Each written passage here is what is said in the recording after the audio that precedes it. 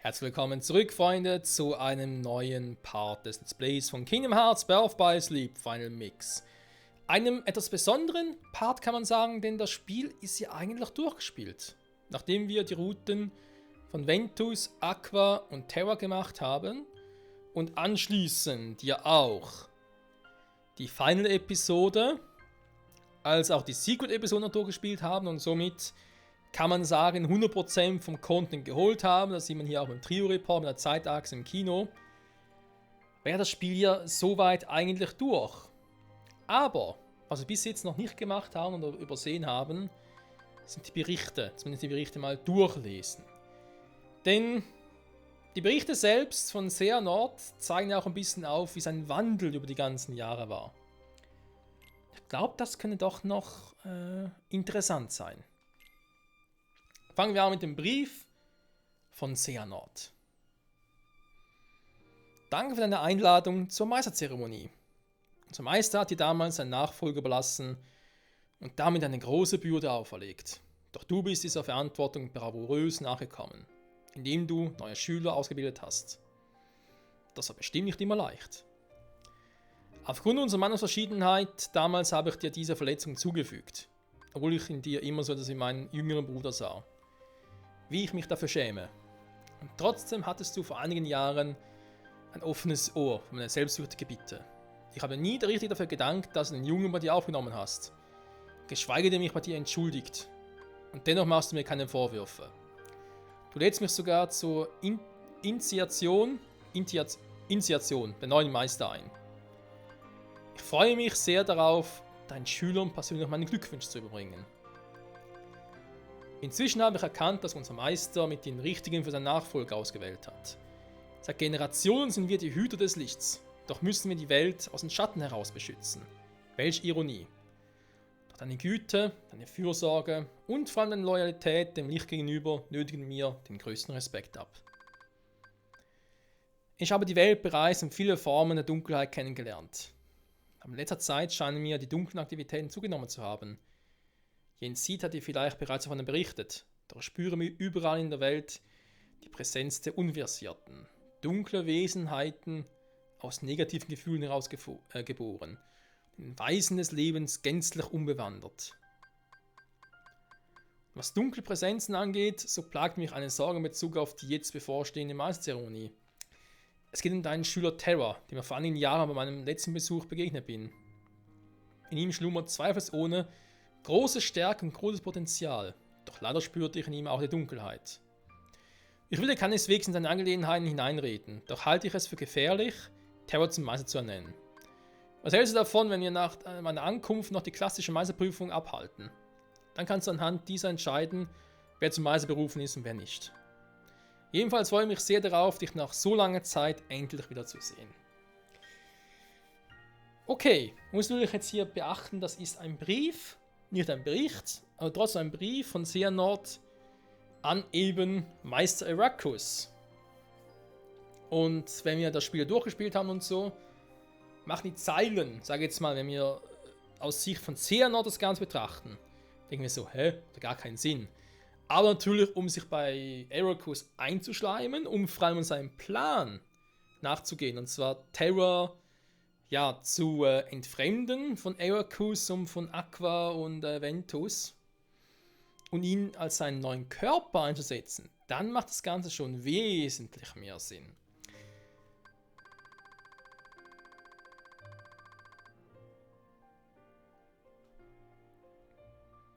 Das hat natürlich auch das eben hier erwähnt, von wegen unser Meister hat damals seine Nachfolger überlassen, eine große Bürde und so einen neuen Schüler ausgebildet hast, aber ja, aber trotzdem.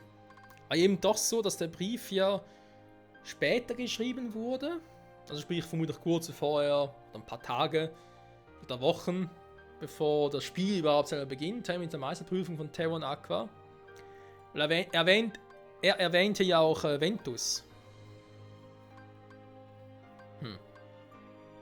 Interessant.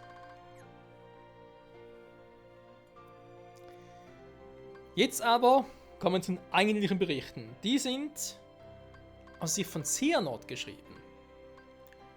Und die Frage, die man uns hier ja stellt, ist, über welchen Zeitraum erstrecken sich diese Berichte? Ist es quasi einfach wirklich nur während den Geschehnissen von Birth by Sleep, kurz vor Birth by Sleep oder über einen längeren Zeitraum hinweg? Bericht von CNR Nummer 1. Es ist ziemlich viel Zeit vergangen, seit ich meine Heimat verlassen habe, um die Welt zu bereisen. Und ich habe dabei viel gelernt.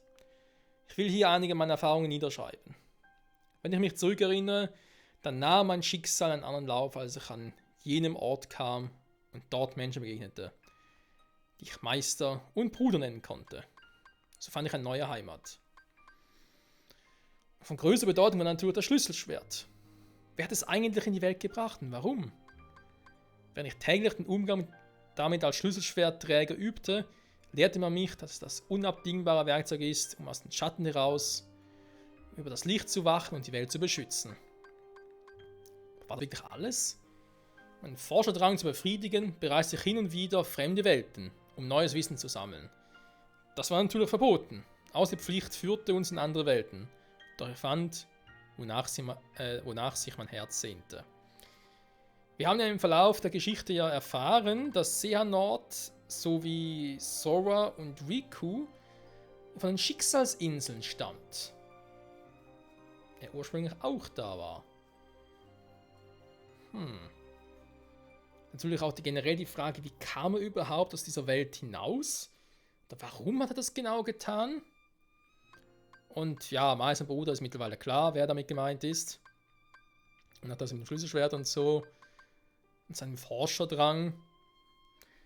Ja, wenn wir uns natürlich eben auch die Geschehnisse, vor allem aus Kingdom Hearts 2, aber auch jetzt aus Birth by Sleep betrachten, macht das hingegen auch wieder mehr Sinn.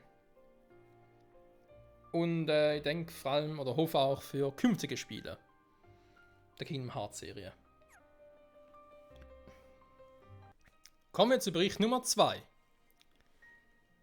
Der Meister hat uns befohlen, auf Reisen zu anderen Welten immer unsere Rüstung zu tragen, die uns vor der Dunkelheit schützt. Doch eines Tages dann bemerkte ich diese Kraft, die meinen Körper durchflutete, als ich den Korridor zur Anderswelt betrat. Und von da an verzichtete ich auf die Rüstung. Ich hatte nicht das Gefühl, dass die Dunkelheit mich verzehren würde.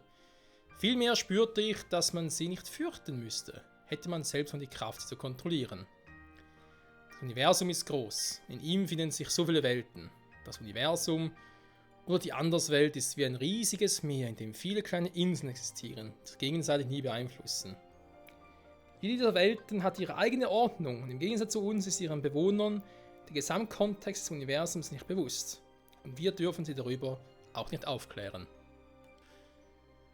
Okay, die erste Abschnitt finde ich jetzt interessant. Vor allem, die Rüstung sie vor der Dunkelheit schützt. Es kann sein, dass das mittlerweile irgendwo übersehen oder beziehungsweise überlesen habe oder so, aber dass die Rüstung deswegen da ist, hatte ich jetzt nicht mehr so auf dem Schirm. Interessant. Bericht Nummer 3. Vor langer Zeit, als die Welten noch nicht voneinander getrennt und von Sphären des Lichts umgeben waren, gab es auch keinen Schutz vor Einmischung von außen. Zu jener Zeit war die ganze Welt noch vom Licht durchflutet und es gab auch etliche Schlüsselschwertträger. Doch irgendwann dann begann der Streit um das Licht zwischen den einzelnen Welten. Sie erkannten eines Tages, wozu man die Schlüsselschwerter wirklich einsetzen konnte. Ein Krieg entbrannte unter all den Schlüsselschwertträgern, die sich Kingdom Hearts, das allmächtige Herz des Lichts, zu eigen machen wollten. Kingdom Hearts ist, vereinfacht gesagt, eine Ansammlung von Herzen. Genau wie wir Menschen haben auch die Welten ein Herz. Da kann man die Herzen der Welten nicht sehen, da sie sich in der versteckten Türen einer jeden Welt finden. Gelingt es einem nun, die Herzen der Welten an einem Ort zu versammeln, so entsteht Kingdom Hearts. Ja gut, das wussten wir soweit mit den Kingdom Hearts und so. Und auch mit den Geschehnissen ursprünglich, dem sogenannten Schlüsselschwertkrieg und so. Auch wenn wir den Krieg selbst, glaube ich, in den Rückblenden erst bei Kingdom Hearts 2.8 dann erleben werden. Aber trotzdem nochmal interessant, das vor allem so kurz bei Knall nochmal hier zu lesen. Vor langer Zeit, als die Welten noch nicht voneinander getrennt waren. Ja, interessant, wa? Erinnert mich ein bisschen. Ja, nein, nicht ganz. Das erinnert mich ein bisschen an das The Witcher-Universum. Aber nee, da war es in der Serienkonjunktion so ein bisschen anders. aber trotzdem ähnlich. Egal. Weiter geht's mit Bericht Nummer 4.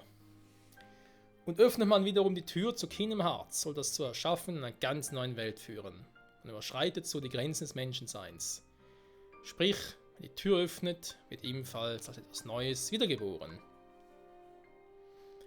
Licht und Dunkel sind die zwei Seiten ein und derselben Medaille. Ohne Dunkelheit kann es kein Licht geben. Am Krieg um Kingdom Hearts nahmen die Schlüsselschwertträger aus den verschiedensten Gründen teil. Die einen wollten das Licht beschützen, die anderen konspirierten mit der Dunkelheit. Andere wiederum wollten eine Balance zwischen Licht und Dunkel herstellen. Manche machten nur aus bloßem Eigennutz mit. Letztlich wurden auch Welten mit hineingezogen, die ursprünglich gar nichts mit dem Krieg zu tun hatten. Und die Welt stürzte in die Dunkelheit. Irgendwann dann waren die Schlüsselschwertkriege vorbei. Bis heute gibt es niemanden, der die Tür zu Kingdom Hearts geöffnet hat. Danach brachte das wenige übrige Licht die jetzigen Weltordnung hervor und alle Welten wurden von Lichtsphären umgeben, damit sich ein solcher Krieg kein zweites Mal ereignen könne. Ja, was er zu dem Bericht sagen soll, weiß ich jetzt gerade auch nicht, aber interessant. Trotzdem kann man sich natürlich auch fragen, wieso man generell daneben auch so Schlüsselschwertträger wie Terra, Ventus und Aqua aber so in der Lage sind, halt andere Welten zu besuchen. Also manchmal gibt es doch irgendwie versteckte Hintertür, mit dem es möglich ist, war es so geplant, oder ist das irgendwie etwas, was durch Xehanorts Machenschaften passiert ist, oder... Kommen wir zu Bericht Nummer 5. Gegenwärtig können nur wir, die Schlüsselschwertträger, sowie diejenigen, die diese Dunkelheit verschrieben haben, den Korridor benutzen und zwischen Welten reisen. Ah, okay, wird es erklärt. Die Aufgabe von den Schlüsselschwertträgern ist es, die Grenze zwischen allen Welten zu überwinden und sie vor allen dunklen Wesenheiten, die sich einzumischen versuchen, zu beschützen, damit das Universum nicht wieder im Nichts versinkt. Im Gegensatz zu früher gibt es nur noch wenige Schlüsselschwertträger. Außer uns existieren noch ein paar, doch wo genau sie sich im Universum aufhalten, vermag niemand zu sagen. Neben der Welt des Lichts, in der wir existieren, gibt es noch die Welt der Dunkelheit, sowie eine Zwischenwelt, die Licht und Dunkel verbindet. Doch die Welt der Dunkelheit ist tabu. Es gibt niemanden, der jemals von dort zurückkehrte. Oh, arme Aqua. Ja, so für den Spoiler, aber wer jetzt erst einschaltet und die anderen Folgen nicht gesehen hat, dann muss er sagen, ja, sorry, aber Pech gehabt. Bericht Nummer 6. Insgesamt gibt es 3 Arten von Schlüsselschwertern. Die Schwert des Lichts, die wir verwenden, die Schwert der Dunkelheit und die Schwerter der Herzen. Die Schwerter der Dunkelheit existieren in der Welt der Dunkelheit. Sie stellen den Gegenpol zu den Schwertern des Lichts dar und unterscheiden sich im Prinzip nicht von den unseren. Die dritte Art aber, die Schwerter der Herzen, entstand, als das Universum nach den Schlüsselschwertkriegen neu formte. Ohne sie ist Kingdom Hearts für alle Zeiten unerreichbar. Sammelt man 7 reine Herzen des Lichts, die keinen Anflug von Dunkelheit in sich tragen, entsteht daraus ein Schlüsselschwert der Herzen, die Tür zu Kingdom Hearts erscheint. Und soll es nun jemandem gelingen, die Tür zu Kingdom Hearts zu öffnen, dann gewinnt er die Kontrolle über alle Welten und alle Menschen, so heißt es. Das mit den 7 reinen Herzen, das kennen wir aus Kingdom Hearts 1. Aber, was ist denn mit dem Keyblade gewesen? Ich dachte, das wäre dafür noch zuständig gewesen. Und erinnern wir uns auch daran, dass es noch irgendwie eine Art Mini-Version von Kingdom Hearts gab. Oder von dem Kingdom Hearts gab, in Kingdom Hearts 1 am Ende. Wo ja Ansem, der Sucher der Dunkelheit, ja das Tor nutzen wollte. Dann aber ja von Sora gestoppt wurde. Und das Tor oder die Tür selber wurde ja dank Sora, Riku und Miki verschlossen. Wiederum. Bericht Nummer 7. Aber um die Schlüsselschwerter rankt sich ein großes Geheimnis und ich habe es gelüftet. Neben den 3 Arten gibt es noch ein weiteres Schlüsselschwert. Man spricht dabei von der X-Klinge oder Keyblade und eigentlich ist es kein Schlüsselschwert im herkömmlichen Sinne. Die Schlüsselschwerter soll der Mensch hervorgebracht haben, als Gegenstücke zu Kingdom Hearts. Doch die Cross-X oder Key-Klinge existiert neben Kingdom Hearts. Die X-Klinge erscheint nur dann, wenn sich ein reines Herz des Lichts und ein reines Herz der Dunkelheit absolut ebenbürtig sind und kreuzen. Das Kingdom Hearts, das dann entsteht, ist nicht gewaltsam durch das Sammeln von Herzen von Menschenhand erschaffen, sondern durch die reine Verschmelzung der Herzen aller Welten entstanden. Das soll damals auch der Auslöser für die Schlüsselschwertkriege gewesen sein. Daraus folgt, dass auch jetzt, wo alle Welten voneinander getrennt sind, der Krieg wiederholt werden kann. Denn die Key-Klinge vereint augenblicklich die Herzen aller Welten und Kingdom Hearts entsteht aus deren Verschmelzung.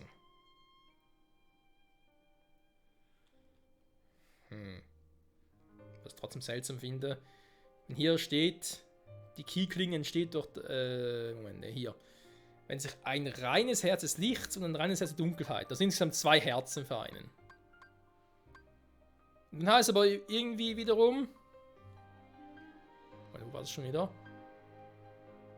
Das Kingdom Hearts daraus entsteht, ist durch die reine Verschmelzung der Herzen aller Welten entstanden. Dabei wurden für die Key-Klinge nur 2 Herzen gebraucht.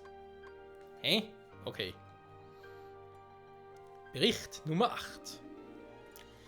Mein Mitschüler Ericus sieht im Licht das Absolute. Das Licht gibt es, weil es Dunkelheit gibt. Ich halte die Balance von Licht und Dunkel für den richtigen Weg, um das Universum im Gleichgewicht zu halten. Aber jetzt ist die Dunkelheit verdrängt und das Gleichgewicht des Universums zerstört. Es ist also vonnöten, die gegenwärtige Dominanz des Lichts zu brechen und die Welt durch den Einfluss der Dunkelheit neu zu ordnen. Zusammen im Streit mit Ericus bereise ich das Universum. Seit ich damals als Jugendlicher meine Heimat verlassen habe, spüre ich zum ersten Mal wieder so etwas wie Freiheit. Da ich bereits ein Schlüsselschwertmeister bin, habe ich kein konkretes Ziel mehr. Da mir auch nicht die Nachfolge übertragen wurde, wäre meine einzige Bestimmung die Ausbildung von Nachwuchs. Eigentlich muss ein Schlüsselschwertmeister Schüler aufnehmen und ihnen die Weisen des Schlüsselschwerts beibringen, die nächste Generation an Schlüsselschwertträgern zu gewährleisten. Doch soll ich, der ich einst meine Heimat verließ, jetzt einen so weiten Weg gekommen bin, mich nun wirklich in diese Rolle ergeben? Soll ich fortan bis zu meinem Ende im Stillstand verharren, wo es doch noch so vieles gibt, das ich mit meinen eigenen Augen sehen möchte? Denn mein Körper ist inzwischen alt geworden. Ja gut, sagen wir ehrlich, das ist Lauf des Lebens. Man wird geboren, man lebt, man stirbt, fertig. Naja, mehr oder weniger zumindest. Ja, das mit Gleichgewicht und so bin ich natürlich auch ein Fan von. Aber das liegt daran, dass ich ein Schweizer bin und generell neutral bin. Trotzdem interessant. Und damit kommen wir auch schon zu Bericht Nummer 9. Wir Schlüsselschwertmeister verfügen über eine besondere Technik. Egal ob bei uns selbst oder bei anderen, wir können Herzen extrahieren. Wiederholen wir diesen Prozess, vermögen wir so auf ewig im Diesseits zu verweilen. Das Ende des Universums, wie ich es in meinen Träumen als Jugendlicher sah. Eine Welt, die noch nie zuvor jemand seinen Fuß gesetzt, die noch nie zuvor jemand erblickt hat. Ich will die Tür zu Kingdom Hearts aufstoßen, eine neue Welt erschaffen, in der Licht und Dunkelheit im Einklang sind. Ich habe nun so viel Wissen angesammelt, neue Ziele vor Augen und nun mein alter Körper steht mir im Weg. Als nächstes bleibt also noch eine neue Hülle zu finden. Als Ventus begegnete, machte ich ihn sofort zu meinem Schüler. Denn diese Begegnung war Schicksal. Ich spürte in sein großes Potenzial. Doch er war zu gutmütig. Ich kam zum Schluss, dass Ventus zu schwach ist, um mir als Hülle zu dienen. Also setzte ich ihn für einen anderen Zweck ein. Ich extrahierte die Dunkelheit aus seinem Herzen und entzweite ihn. Damit waren ein reines Herz des Lichts und ein reines Herz der Dunkelheit geboren. Ja gut. Wir wussten ja, dass Xehanort irgendwie Bock hatte auf Terras Körper, sagen wir mal so. Aber der Punkt hier, wo noch erwähnt, dass die Schlüsselschwertmeister diese besondere Technik beherrschen. Also gut, ich meine jetzt, wenn wir uns Birth by Sleep nochmal angucken, ich kann mich nicht erinnern, dass Meister Ericus diese Technik mal Aqua beigebracht hätte. Andererseits wird das erklären natürlich, wie Xehanort selber den Prozess bei sich machen konnte. Und was mir gerade auch wieder in den Sinn kommt, ist Kingdom Hearts 1. Dort war es doch Sora, der irgendwie sein Herz, seinen Körper vom Herzen getrennt hatte, weil er Kairi aufwecken wollte. Heißt das, dass Sora selber auch ein Schlüsselschwertmeister bereits ist, oder war es einfach nur zufällig? Bericht Nummer 10. Wie befürchtet, war Ventus Körper zu schwach, die Extraktion des Herzens unbeschadet zu überstehen. Es ist mir zwar gelungen, Vanitas hervorzubringen, der über ein reines Herz der Dunkelheit verfügt, doch Ventus ist in seinem tiefen Schlaf gefallen und erwacht daraus nicht. Ventus, Träger eines reinen Herzens des Lichts. Vanitas, Träger eines reinen Herzens der Dunkelheit. Wenn ich diese beiden so großziehe und irgendwann zusammenführe, erlange ich die Key-Klinge. Doch Vanitas dunkles Herz war zu stark. Ventus Herz zerbrach und sein Herz des Lichts drohte zu erlöschen. Um ihn in seinem Schlaf wenigstens sanft zu betten, bat ich ihn an den einzigen Ort, der mir sofort in den Sinn kam. Meine Heimat. Destiny Island. Wie von alleine trugen mich meine Füße dorthin und ehe ich mich versah, fand ich mich auch schon im Strand wieder, dem ich einst den Entschluss zum Aufbruch gefasst hatte. Damals war ich nicht mehr zurückgekehrt, doch es hatte sich nichts verändert. Es war beinahe so, als habe die Zeit in diesem Ort stillgestanden. Ich dachte eigentlich, hier würde Ventus im Frieden ruhen können, doch plötzlich hielt er im Schlaf sein Schlüsselschwert hoch. Das Herz des Lichts war noch nicht erloschen. Um da nochmal einen Rückschluss zu finden zum eigentlichen Spiel von Birth by Sleep. Die Szene hatten wir ja auch gesehen und jetzt, nach dem ganzen Spiel, macht das Ganze auch Sinn. Weil ich nehme mal an, dass Sora ja auch schon auf der Insel war zu dem Zeitpunkt. Und irgendwie haben Sora und Ventus eine Verbindung zueinander. Vielleicht kennen sich die beiden sogar schon ursprünglich, also sprich als Ventus und Vanitas noch ein und dasselbe Herz waren. Was insofern auch erklären würde, warum Vanitas ja so aussieht wie Sora. Denn wir haben sie auch jetzt im Verlauf des Let's Plays, auch der Secret und Final Episode gesehen, was mit Ventus Herz geschehen ist am Schluss. Und ja, all diesen halt doch Umstände, wo ich sagen muss, ja, so und so macht das Ganze zwar Sinn, auch wenn wir natürlich jetzt nie gesehen haben, wie sich Ventus und Sora irgendwie kennengelernt haben oder sich das zum ersten Mal begegnet sind.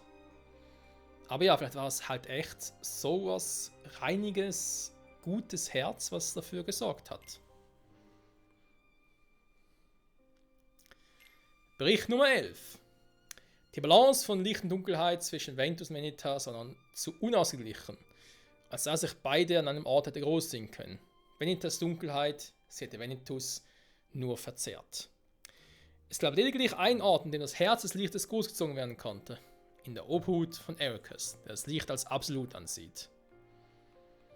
Eraqus war zu meiner Überraschung nicht böse auf mich wegen unseres Disputs damals. Er freute sich über das Wiedersehen und akzeptierte auch Ventus unzögernd bei sich. Jetzt musste ich also nur noch warten, bis Ventus Herz unter Eraqus Führung gedeihen würde. Ich war lange Zeit nicht mehr in meiner zweiten Heimat gewesen. Eraqus hatte bereits 2 Schüler.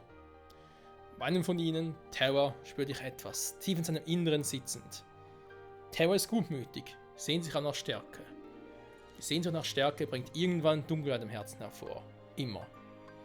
Damit hatte ich meine neue Hülle gefunden. Ja, und das schließen eigentlich auch zum Brief von Xehanort auf, den wir zu Beginn der Folge gelesen haben. Und somit Bericht Nummer 12, der gleichzeitig auch der letzte Bericht ist. Die Zeit ist reif. Eraqus hat mich zur Zeremonie eingeladen, bei der er seine Schüler zum Meistern ernennen wird, Terra und Aqua. Es ist ein leichtes, die beiden in die Außenwelt zu locken. Was mache ich mit Ventus, der wichtigsten Puzzleteil bei dem Ganzen? Vanitas kann Ventus Herz spüren, und laut ihm ist Terra der Schlüssel zu Ventus. Seit Terra Ventus kurz nach dessen Ankunft sein altes Holzschwert vermacht hat, hält der Junge es in Ehren und sieht in Terra so etwas wie seinen richtigen großen Bruder. Um also Ventus Herz ins Wanken zu bringen, bedarf es Terra. Erstmal gilt es, Terra zu isolieren. Darauf soll die Unsicherheit Stück für Stück von Ventus Besitz ergreifen, worauf er dann mit seinem schwachen Licht seinem großen Bruder folgt, der stetig der Dunkelheit entgegenschreitet. Die Dunkelheit stärkt sein Licht und sein Licht vertieft die Dunkelheit. Und wenn sich die beiden Endler begegnen, wiederholt sich die Legende vom Keyblade, Crossblade oder wie auch immer. Tja, Freunde, das waren sie also. Der Bericht von Xehanort, also auch die Berichte, Brief und Berichte. Und das zusammen mit der kompletten Story, sprich mit den Routen von Ventus, Aqua und Terra, mit der Final Episode und Secret Episode, ergibt nun ein schlüssiges Gesamtbild. Theoretisch zumindest, denn wir wissen ja, es gibt noch andere Fragen, die sich aufgetan haben. Doch diese Fragen werden wir klären zum späteren Zeitpunkt, einem späteren Spiel.